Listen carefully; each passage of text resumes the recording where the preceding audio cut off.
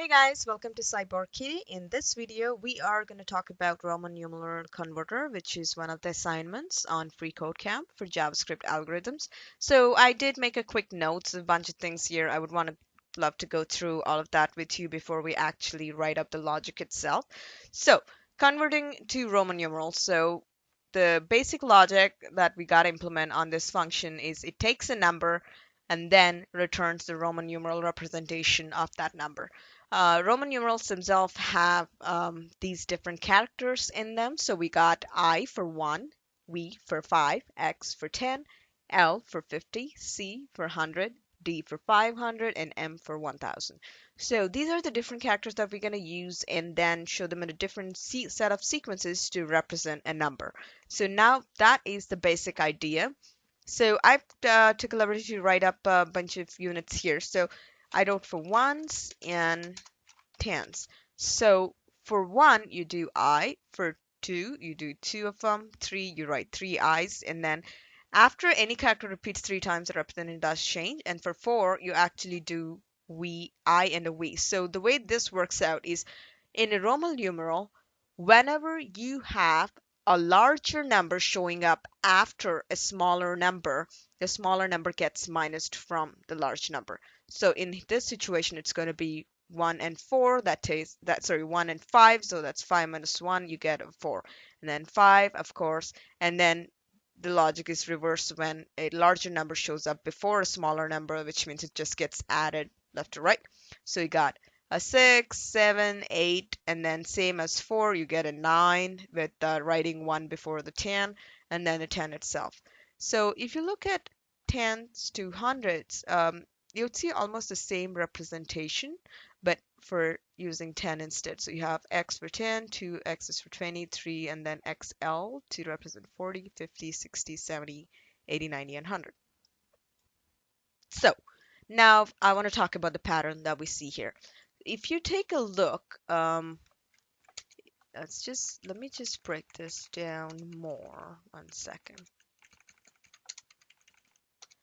All right, so if you write the position of these in the array, you could see that for every unit, you are using 3 characters to represent this whole unit. So you got in here, you're using 1, 5, and 10 to represent 1 to 10. But we are only going to worry about 9 because 10 actually jumps up in there, and so is 100. So sorry. Okay, so if you see from 1 to 9, once, you would see it uses 1, 5, and 10 to represent these set of numbers. And for 10, it uses 10, 50, and 100 to represent these. So at any point, if all the units are represented on the even position, so you got ones here, tens here, and hundreds here. So, and then thousands. So now what we see, one thing we established is that the units are started from the even position of the array, and then each unit is represented till including the next even position. So you're using 3 set of characters at a time to represent each unit. So now that we got it out of the way, how do we actually break the number into units too? Because that's how we relate this logic with converting the number is now we have to convert the number itself into units. So we need something like ones is 9, tens is 9, which is 90, and then hundreds is 5, which is 500. So we want to somehow break down the number into this pattern. So we get an array of 9, 9, and 5. Well, here 0 represents ones, 1 represents tens, and so on and so forth. All right, so that's what we want to do to the number first, and then we'll jump into the pattern here. So let's go ahead and write up a function. So rather than writing everything in one, I've decided I'm going to write a different function to break down the number, and I'll call it digits. And then let's say the input is num. Okay, since I want to return an array initially, I'm going to go ahead and initialize a variable called arr, short for array, which is empty at the moment. So I'm going to write a while loop. While number, I want to do something. Okay, so what's going on here?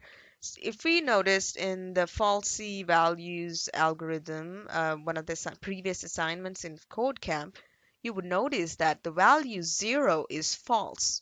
It's considered a falsy value, which means when a 0 goes through a comparison or compared to a Boolean value, the value is false. So this loop goes through as long as the number's not 0. Once it hits 0, it's going to drop that number, it's going to break that loop and return the array. There we go. So now, let's say in this case we have 599, right? How do we get the first one out? To do that, what we do is we use percentile. So all we do is push array.push. It's going to push it to the chain linking the elements in the array, and then we do number percentile 10. So percentile returns the reminder after you divide that number. So in here, if you divide by 10 for 599, you get a 9. So that will be our first unit that gets pushed into the array. Now we have to manipulate the value of numbers, so we can take this out and then get 59 instead. To do that, all we do is actually, let's write number equal to, because we want to manipulate the number itself, and then mat.floor number by 10. What mat.floor does is it is going to round up the value to the lowest whole number. So let's say if you have, in this case, 599 by 10, right? So we get 59.9. So mat.floor, what does this? It's just going to take the float out and then make it to the lowest whole number, that is 59. So that's what we want. We want to get the 59 out. So in this way, the loop goes through until the end. So at the end, we will be just left with 5. And then what happens with the 5 is you do 5 percentile 10. The remainder is 5. That's out of the way, and now you do 5 by 10, which is 0.5, and using mat.floor, the num value becomes 0. Now we hit the falsy number, and then it stops right there and gets broken out of the loop. So that's how we get the erase out. So let me just erase that, and let's just give it a try, right? We'll come to the logic later. Let's just write this down. Return, I'm going to call that function, and then pass the value number, and then run it.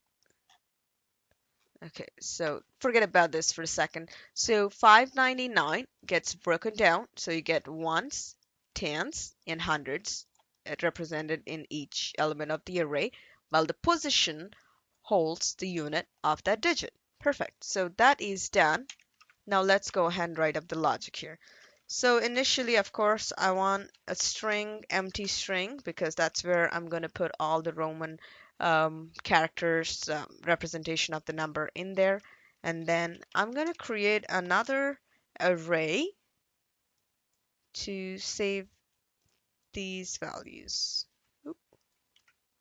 Okay, let me get these extra notes out of there.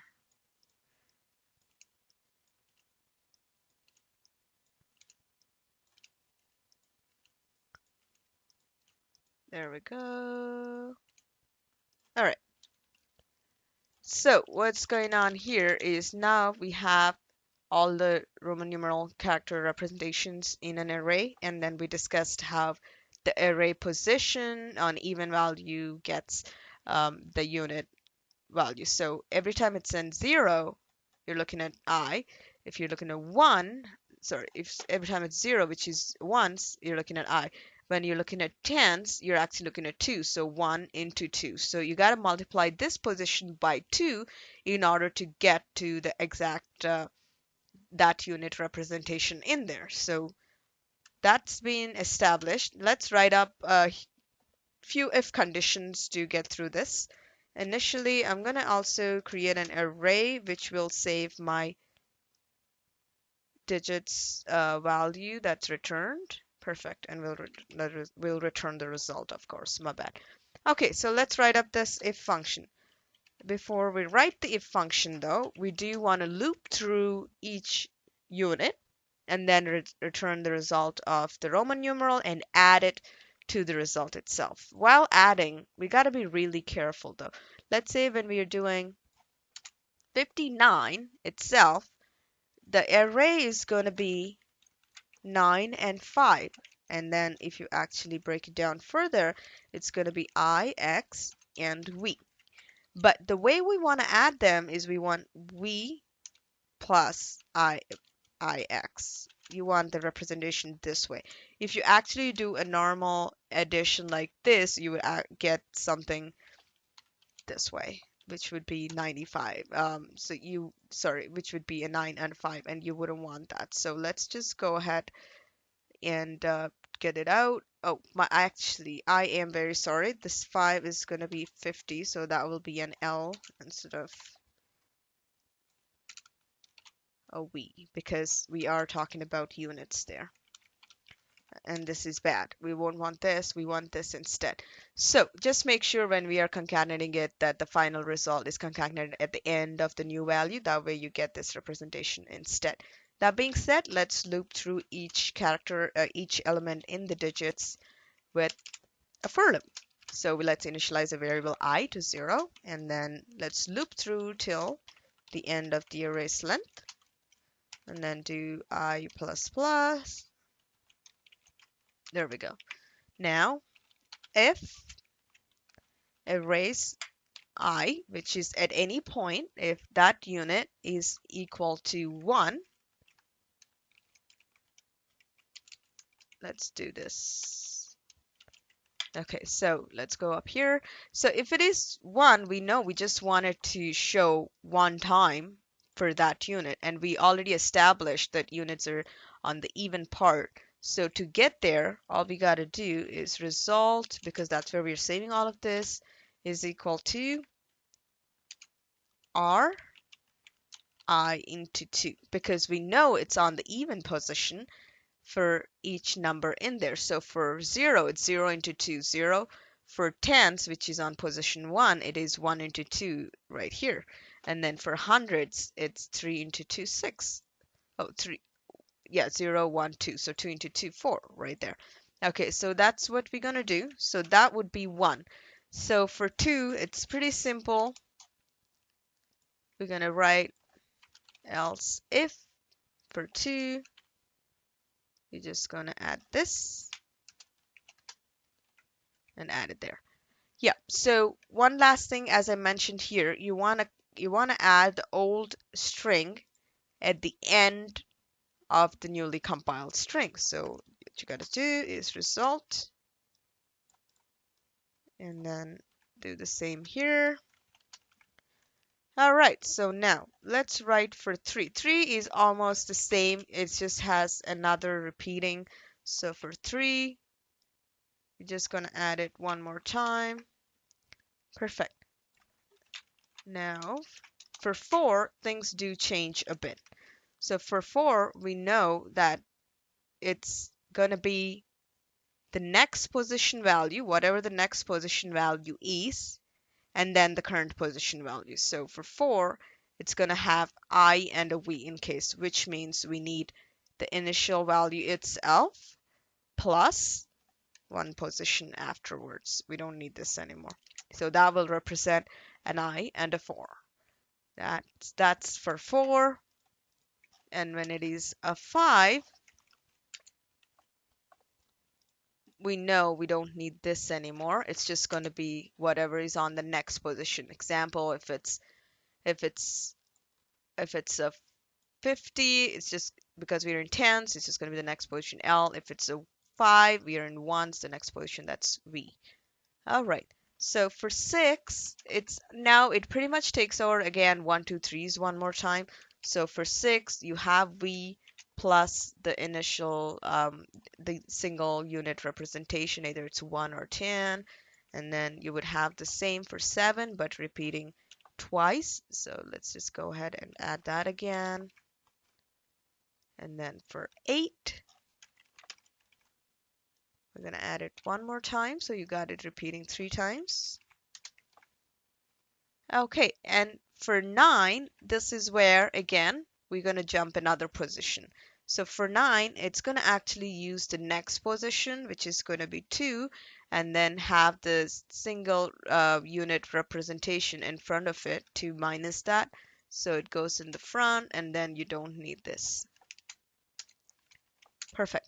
So what this does is you're going to pretty much follow this pattern for each unit, and we are defining the unit by the position of the element in that array. And then at the end, we return the result. Now, time for the final result. See how this goes. Perfect. So pretty much goes through each number and does what we want it to do and sends the result.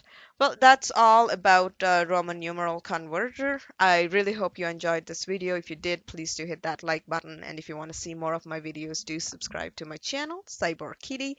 I will see you on my next video with some more coding challenges.